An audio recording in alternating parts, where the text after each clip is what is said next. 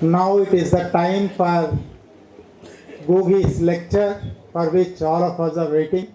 Ngũgĩ, Professor Ngũgĩ Thiong'o, Distinguished Professor of Comparative Literatures and Performing Arts, University of California, Irvine, will deliver his address today.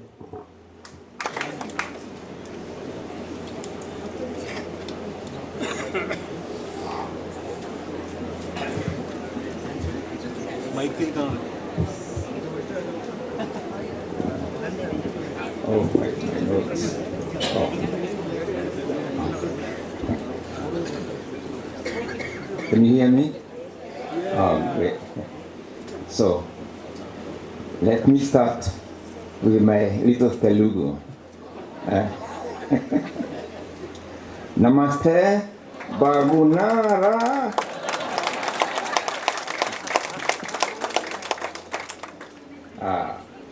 Danyava Dalu, for all you coming here. Nice. Salute, Comrade Ngũgĩ! Right. Salute, Comrade Ngũgĩ! Yeah. Truly, I feel very touched, both by the invitation and really by all your presence here. The welcome I received goes right to my heart. Although I must explain, I have a little problem with my heart right now, because when I came to Kolkata,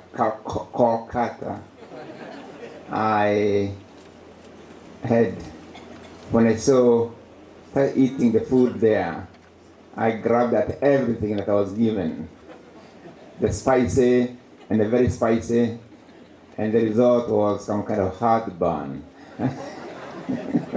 which has been with me since then. But really, you've touched my heart, and I think almost miraculously, the heartburn seems to have gone. And what is left is my heart throbbing with appreciation. Thank you. My connection, when I come here, I feel some kind of real connection to Telugu, to Hyderabad, and to Telugu. And that connection to Hyderabad actually goes all the way back to, you guess what? Makerere days, when I was a student of English at Makerere University College in Kampala, Uganda. We're talking about a few years ago. Quite a number of you are not born, but a few of you were born. I was with this amazing lady, was a fellow student, and her name, as you know, is Susie. She's actually very modest, because she didn't tell you that she had this charisma, the way she carried herself in the college, the way she could somehow or other navigate her way across all the races that were represented and ethnic communities that were represented in Makerere. Yeah. She was there. She had charisma. Yeah. But more important for me at a personal level was the fact that in some ways my beginnings as a writer also are tied in a way to her presence there. Let me explain. In 19 1962, I presented a play, or I think 61 or 62, I presented a play in what was called inter-hall drama competition, English competition, and every play which won previously would end up at Kampala National Theatre. Mine won, but it was denied a space at Kampala National Theatre because I had talked about the politics, the set of politics of Kenya, the white and black situation in Kenya at that time. And the British Council, who were then controlling Kampala National Theatre because Uganda was not yet independent, said or made sure the play did not get a national stage. Well, that left in me a burning kind of, like when there's a barrier, you want to break that barrier. When people block your way, you want to find a way of, you don't just accept, you try to find a way of overcoming that barrier. And my chance to overcome that barrier came with Uganda's independence in 1963 or, no, 1962. And we had to present a play in celebration of Uganda's independence. We thought there was no way we were going to celebrate Uganda's independence with Shakespeare, which was a normal thing fair in Makerere in the education system in West Africa at the time. And so I was delegated by the Student Drama Association to write a play, but I did put one condition, on condition that we perform it at Kampala National Theatre. And that's how the play, The Black Hermit, came to be born. I think probably the first 3-act play written by an East African in English, at the time.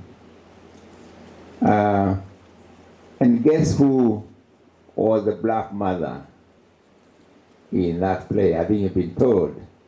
No other than Susie here, right? And she's not shy away from a problem, or rather from a challenge. She embraced it. She embraced the challenge, right? And we did not try to change her in any way, except that we put a scarf over her. That's what's all.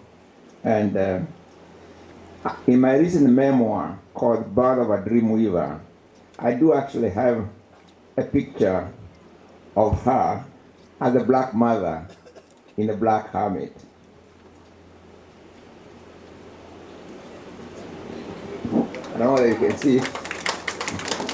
There she is, Susan Daru as a black mother in my book, Birth of a Dream Weaver, okay? Which tells how really I came to write, and Makerere in that particular play was very, very important. I might say, without going too much detail, anticipating what would happen to me in the future, I realized later, many years later, I realized that that struggle for space at Kampala National Theatre was actually a rehearsal in some ways of what would happen to me years later over the question of theatre. And this time, Susie Tharu was not there to prevent them from taking me to a maximum security prison. By that time, I think she was hiding in Oxford. No, she was actually in one of the topmost schools, arts colleges or universities in Britain. But anyway, so drama had that kind of impact on my life.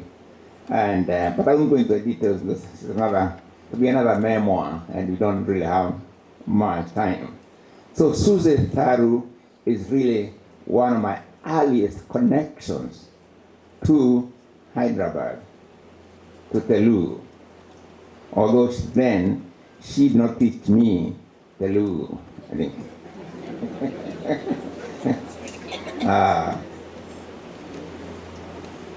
In England, I'll talk about another connection, and I just discovered today that by 1988, I was corresponding with Venu. Where is he?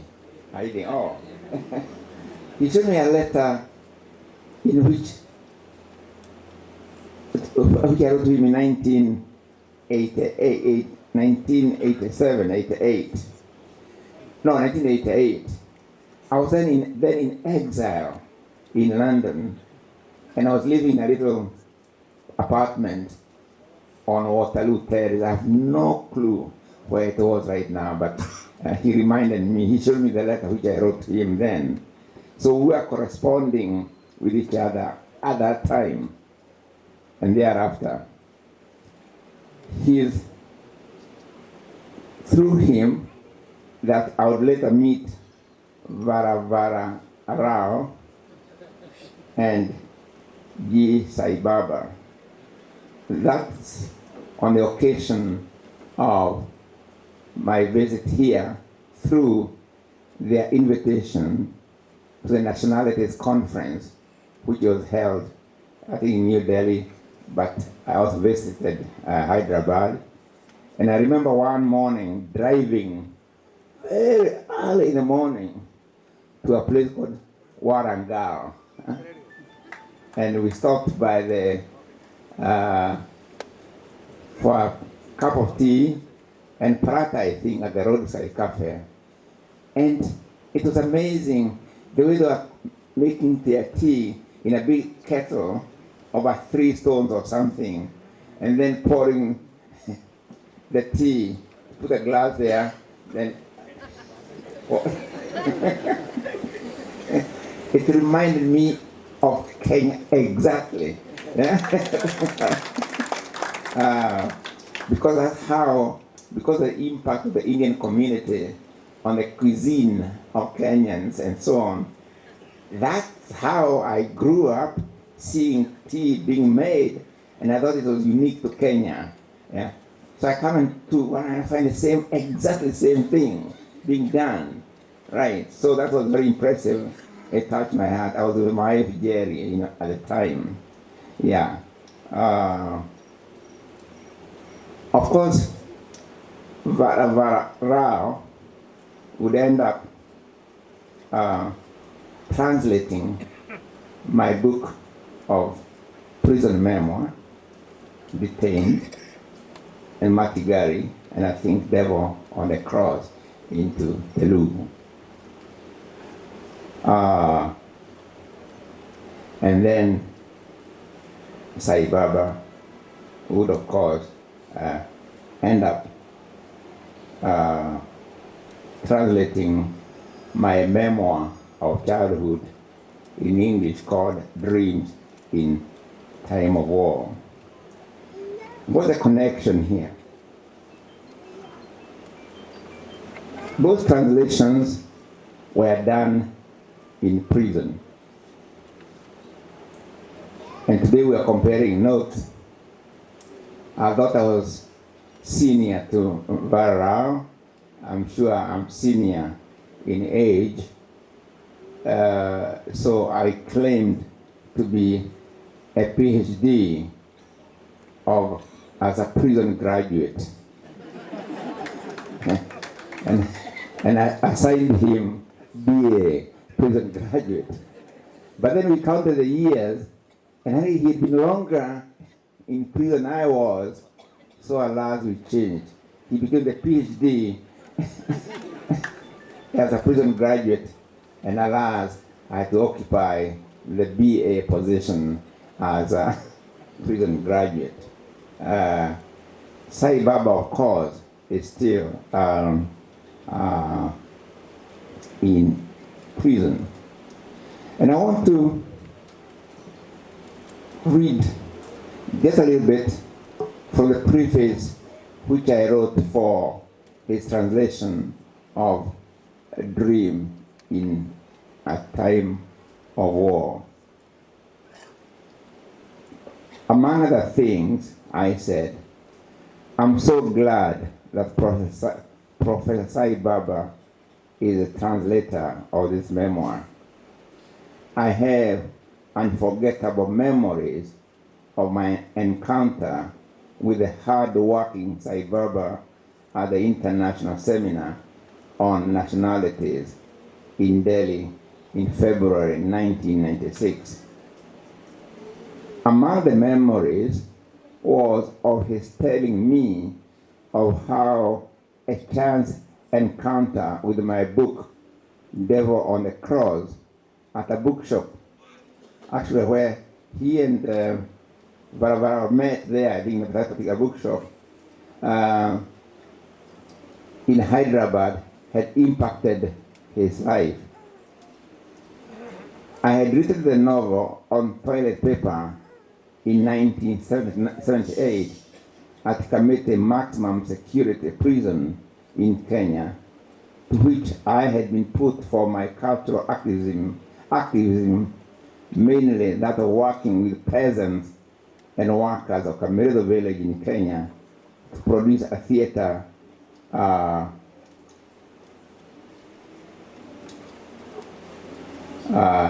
in their own language, but a theater that spoke of their struggles. So, this is what you did to me, Susan, by making a theater so successful. I went on to produce theater in Kenya, and I ended up in prison. So you did actually put me in prison, huh? But anyway, so what an irony of history that Sai Baba would translate one of my other books while he was in prison, in a prison cell of high security jail, Nagpur and Maharashtra.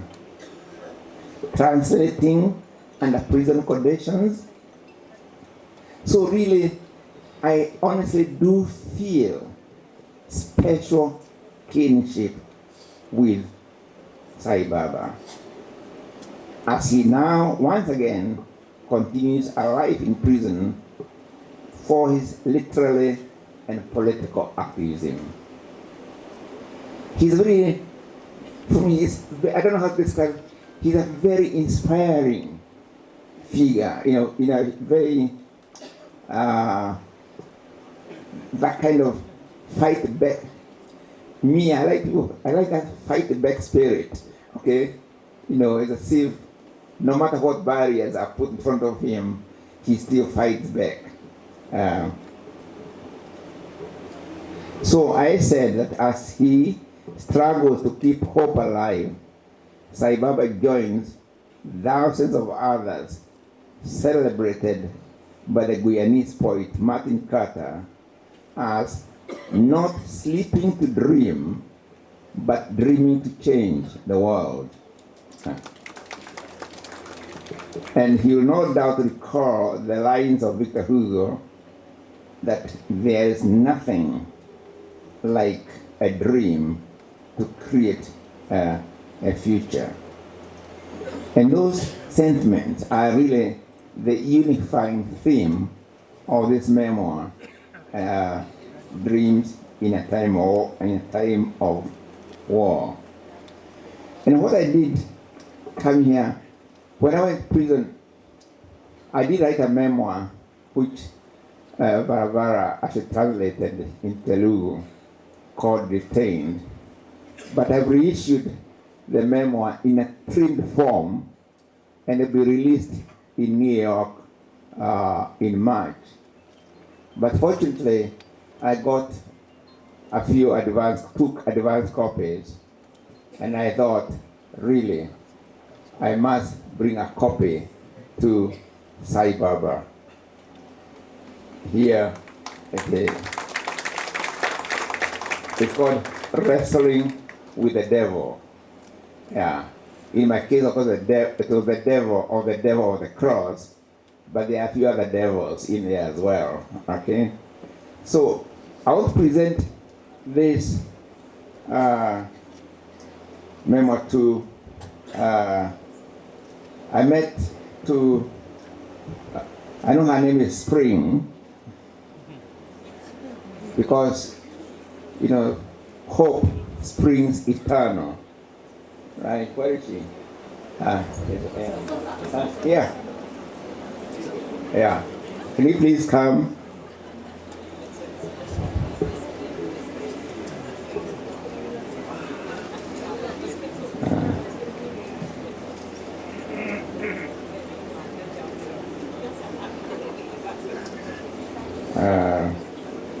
Her name is Spring, correct. Now,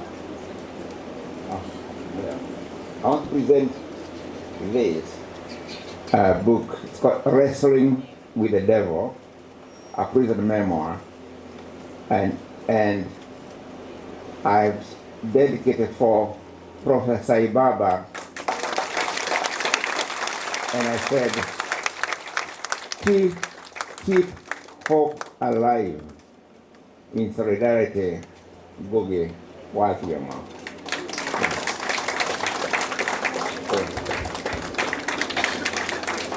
So thank you very much. Send him and send my solidarity, that fighting spirit, to keep it up, and no prison. The reason I reissued the novel, because I wanted to show, by describing my writing a novel in prison, that in some ways, no prison, no barrier can prevent imagination from flying, you know. Imagination is an incredible instrument, I don't know what to call it. Imagination makes us. Imagination enables us to have dreams. Imagination makes us look back to the future. Like this morning, you can see what, even when we are here, oh, can I do an experiment? Hello? Can I do an experiment? Okay. Let's, hey. Now, I'll make it possible, I'll show you how to fly in a time machine. Okay? Right? Yeah. And all I want you to do is, you don't even have to close your eyes. I just want all of us to think, what did we have for breakfast this morning? Do you see it? What you ate? Do you see the bed you slept in? Do you see the kitchen or wherever you were this morning? Every one of us actually did see the kitchen. They did see the food they ate this morning. And yet you are still here.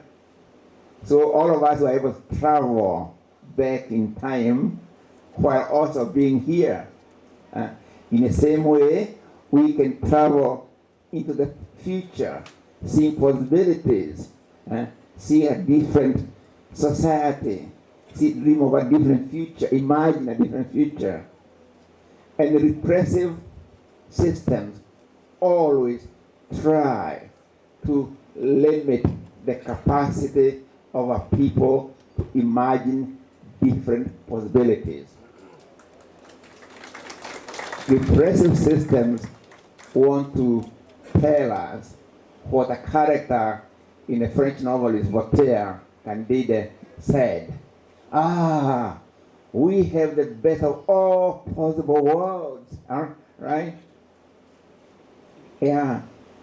Feudalism used to say the same thing. We have the best of all possible worlds. Who can imagine a world better than this? Slaveholders in America used to say, we have the best of all possible worlds. And when African enslaved broke away from the plantation, the owners couldn't understand, why are they doing this? Why would they run away from this best of all possible worlds. In fact, we became so concerned that at one point, the Medical Association of America, holding a meeting at New Orleans, they did try to call a doctor to find out why are they running away from this best of all possible worlds. And he came with a conclusion, with the findings, read to the Medical Association, that those who ran away from the heaven of slave plantation were actually diseased. They were mentally ill.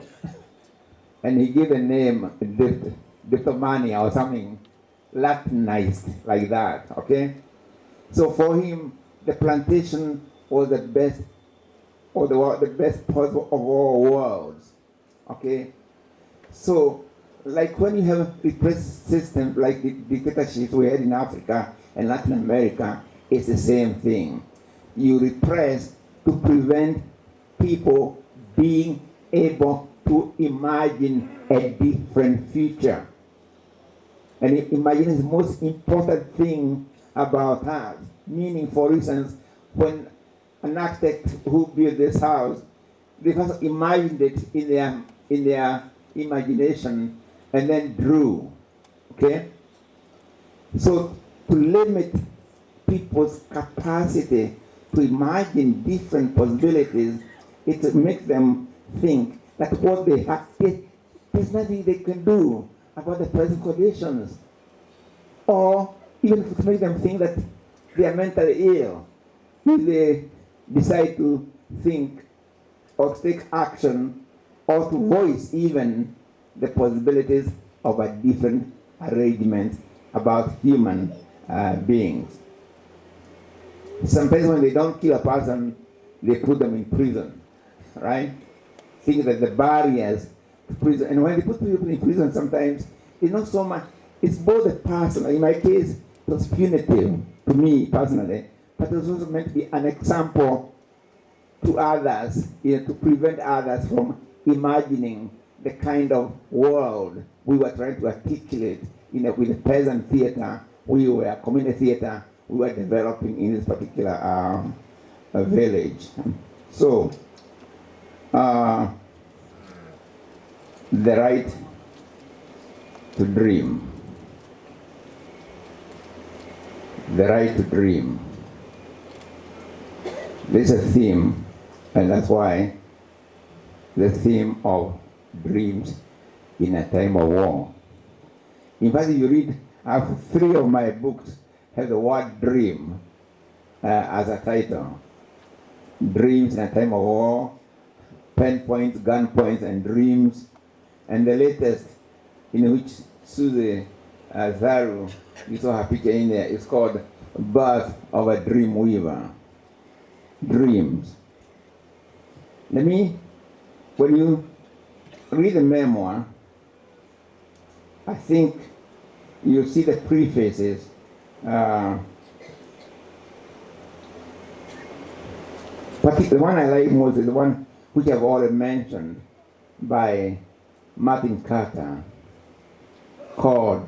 in a poem called Looking at Your Hands. I have learned from books, dear friend, of men dreaming and living and hungering in a room without a light, who could not die since death was far too poor, who did not sleep to dream, but dreamed to change the world. I want to read a few sections from the memoir.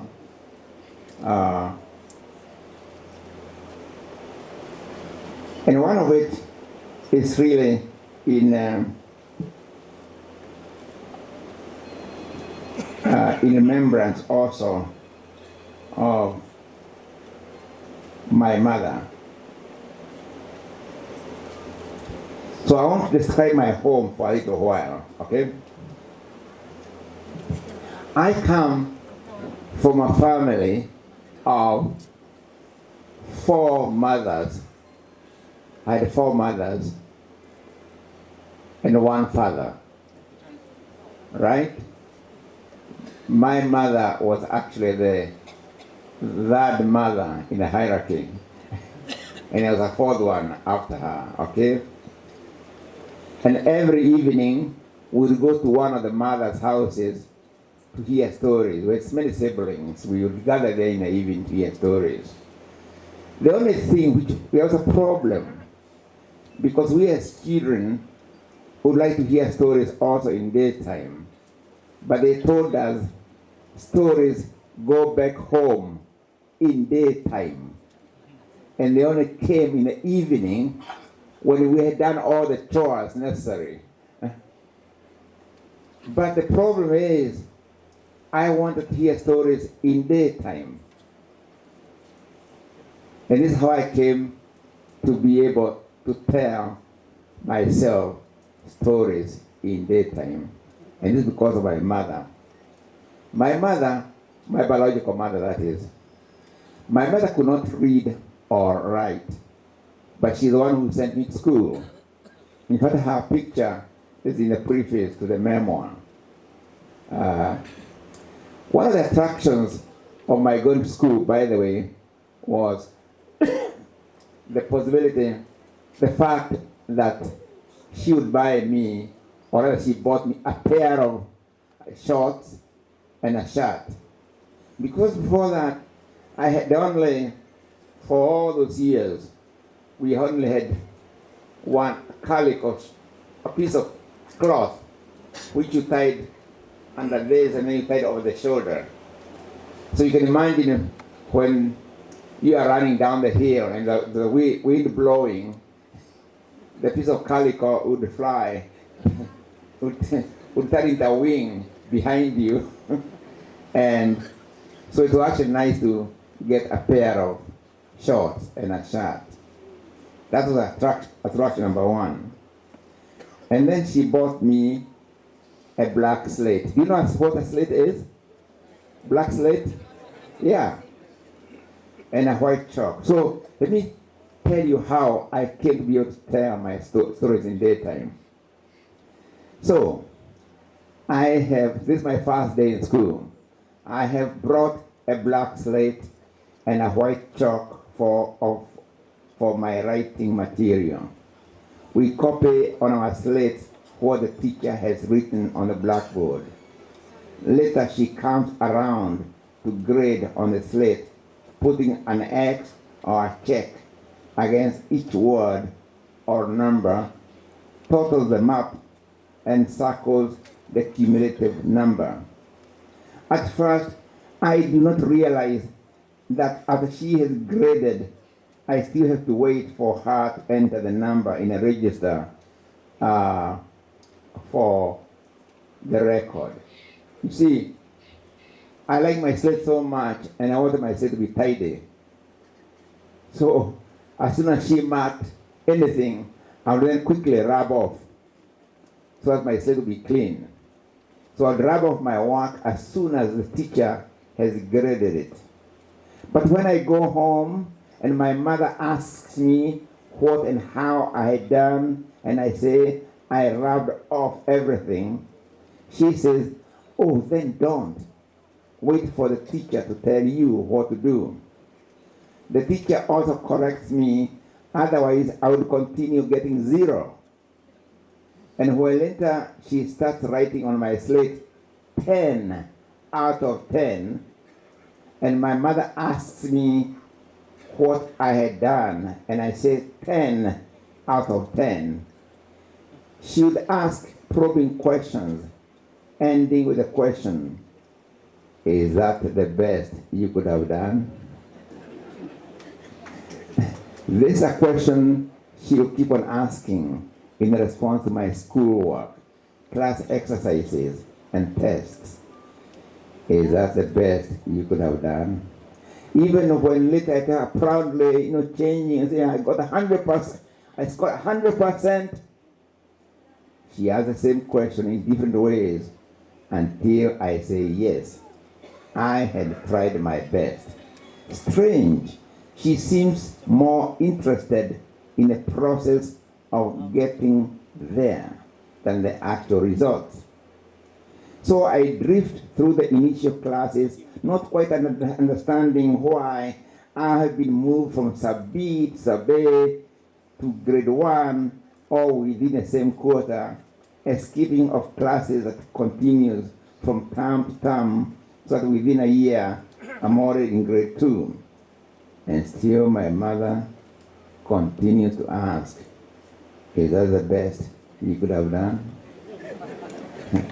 I don't know about the best that I could have done. All I know is that one day I'm able to read on my own the Gikuyu primer we used in class titled Muthomere wa Gikuyu, Gikuyu Reader. Some sentences are simple, like the one captioning the drawing of a man, an axe on the ground, his face grimacing with pain as he holds his left knee in both hands, drops of blood trickling down. The picture is actually more interesting than the words, which are Kamau etemete, etemete kuru, etemete neidano, which, like Kamau has cut himself. He has cut his leg. He has cut himself with an axe. Later, I tackle long passages that do not have illustrations. There's a passage that I read over and over again, and suddenly, one day, I start hearing music in the words, God has given the Agikoyo a beautiful country, abundant in water, food, and luscious bush. The Agikoyo should praise the Lord all the time, for he has ever been generous to them. Even when not reading it, I can hear the music, the choice and arrangement of the words, the cadence. I can't pick any one thing that makes it so beautiful and long-lived in my memory. I realize that even written words can carry the music I love in stories, particularly the choric melody. And yet, this is not a story.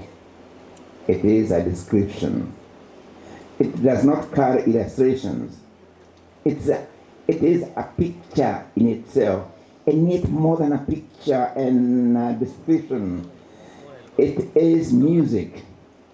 Written words can also sing.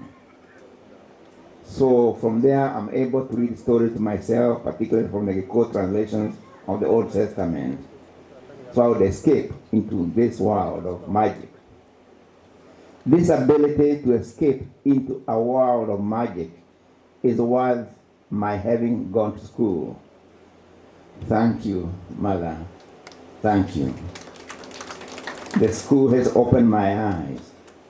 And when later in church I hear the words, I was blind and now I see. From the hymn Amazing Grace, I remember Kamandura School and the day I learned to read.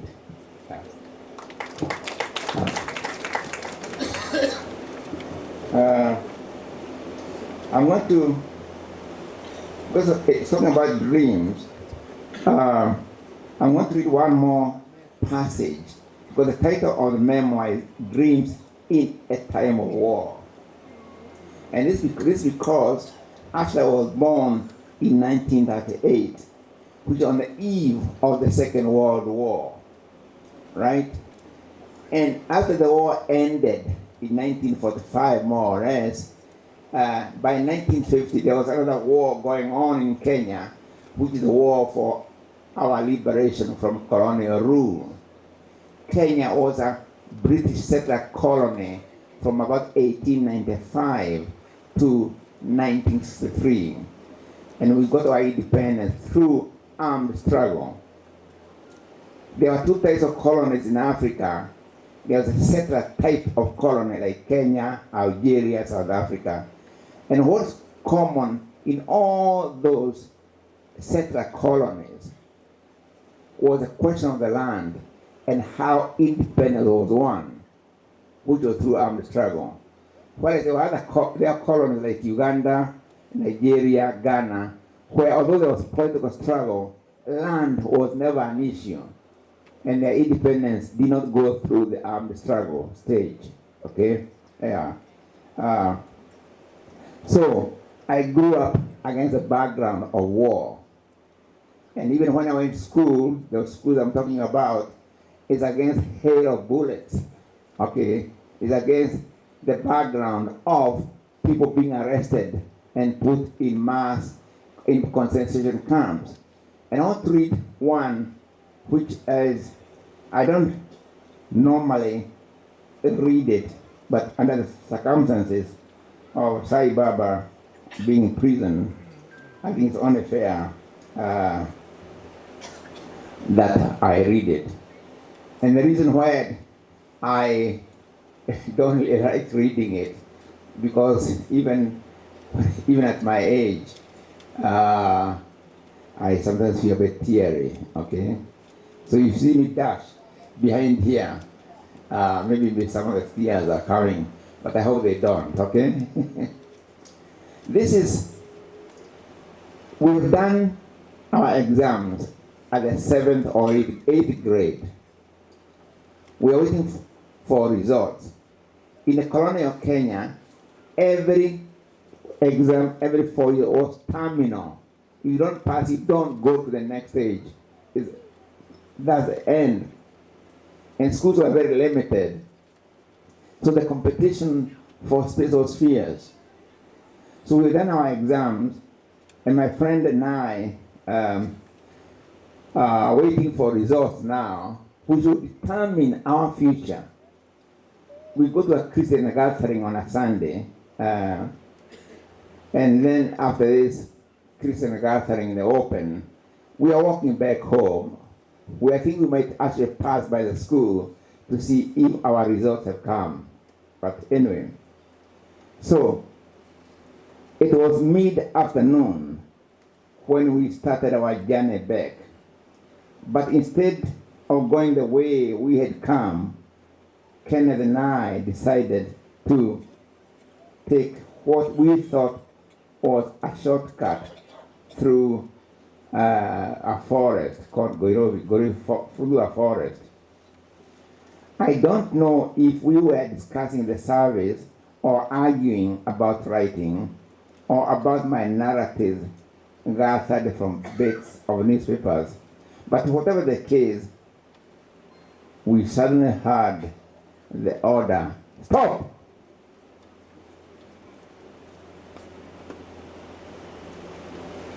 Yeah. In front of us was a white military officer in camouflage gear, pointing a gun at us.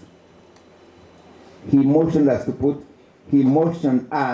our hands on top of our heads and walk slowly to where others were gathered. It was then that we saw ahead of us people sitting down on their haunches, their hands behind their heads like this. And then we saw that the officer was not alone.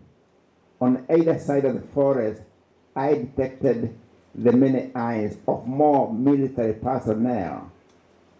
Others guarded the seated crowd with guns and an Alsatian dog. As we sat down, we saw that many of those being held, like us, had been at the religious service. A greenish military vehicle and a smaller one, a jeep, were parked next to the woods a few yards from the group. My friend Kenneth and I had been caught in a notorious mass screening dragnet, which had been quite common but had never been caught in one in the same. People who were cautioned were assigned to one of three groups: the bad, the worst, and the worst. The group of the wasp was being guarded by the fat white officer with the Alsatian dog that looked menacing, panting as if thirsting for blood. When Kenneth's turn, my friend, came, he was placed among the bad ones, but not the worst. How was a white man able to look a person in the face and decide to which group the person belonged? Was a puzzle. I discovered the answer to the question when my turn came. By the jeep was some kind of tent in which sat a man wrapped from top to bottom in a white sheet, 2 slits for his eyes. Like, I don't know, have you seen Ku Klux Klan hoods, KKK in America? They were, with same kind of thing, little eyes, so you can't see the person behind this. This was a dreaded screening man who was always behind the hood and who would point, probably an African, and he would point at guilty ones. Having a pair of faceless eyes peering at you from behind a sheet was chilling. I took it that after they finished with me, they would put me in Kenneth's group of the bed, since, like him, I was clearly in school uniform. But to my surprise, I was put in the second category of the wasp, who would have to answer more questions. In the second round, the culprits were allotted to the bed or the wasp group, the latter to be taken to a concentration camp. I kept as calm as I could, but inside I was boiling with fear, terror. I knew the baggage I carried, which was my brother, older brother, was in the mountains fighting against the British. So I was thinking, what would I say if asked about my brother Wallace? His last and only visit was so vivid in my mind. Had somebody seen him visiting us at night? And as far as I knew, my mother and my brother's wife had not been questioned about the visit. So I was very in terror. So I stood in front of the white officer near the hooded man. He asked me if I understood English, and I said yes, hoping that this would meet with his approval. Where have you been? An open air Christian service. Say, Effendi, he shouted. Effendi, where do you go to school? Thiong'o Intermediate School, District Education Board, Government School. I've done my exams and I'm waiting for results. Have you got brothers? Yes, I have. Say, Effendi, he said. Yes, Effendi. How many? Oh, my father has 4 wives. I have about 10. Say, Effendi! 10 Effendi. Are all your brothers at home? What do they do? 2 work for the government, I said, thinking that maybe, there are 2 of them actually, Joseph Kafai, and thinking of those 2, and ignoring, really trying to ignore the first question. One of them, I continue, was a KAR, King's African Rifles, a soldier fighting for King George during the Second World War. I added to impress on him about our British connections. But once again, I had forgotten to say Effendi. I felt, rather than so, the blow on my face. I staggered, managed to remain on my feet. Say, Effendi! Yes, Effendi, I said, tears at the edges of my eyelids. I was now a man. I was not supposed to cry. But then a man is supposed to fight back, to defend himself and his own. but I could not summon even a gesture of self-defense. He had a gun, I had nothing in my hands. For some reason, he took my refusal to cry or scream as defiance, and he rained more blows on me. I fell down. I don't know whether I should stand up or remain on the ground, but even this indecision seemed to increase his fury. See, Mama, stand up! So I stood up, trembling with terror, especially when I saw the officer with the dog coming towards us, as if it was now his turn to deal with me. He said something to my tormentor, and then went back to his herd. They may have consulted about something that had nothing to do with me, but I remained fearful. My tormentor spoke with the hooded man for a while. Then he came back to me. Do you have any brothers not at home? Butterflies in my tummy. Shall I tell a lie? I decided to stall to buy time. I beg your pardon, Effendi. What did you say? Have you got brothers not at home? There was no point in stalling or telling a lie. I'll tell a truthful lie and stick to it. I have one who is not the Effendi. His name, Wallace Mwangi. Effendi! Effendi. Where is he?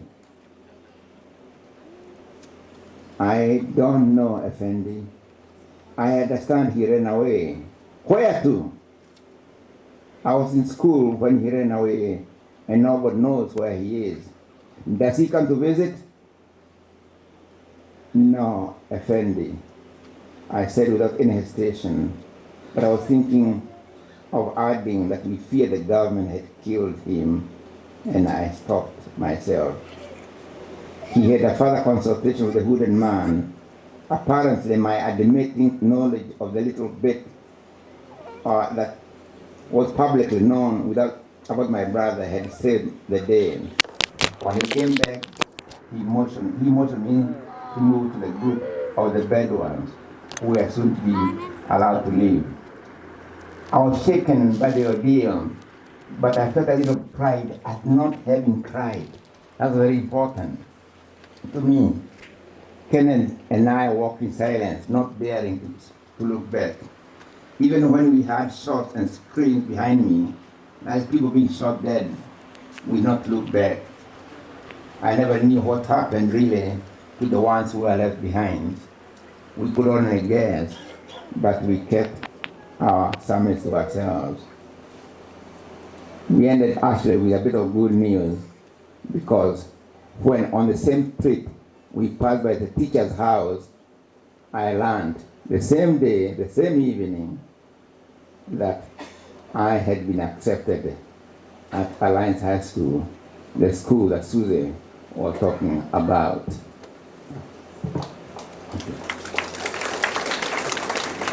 So I want to end with the question of dreams once again. Dream. When I send these books, most time I write, follow your dream. Follow your dream. So I want once again, just to emphasize this, to really end once again by that poem, which I realized so much, by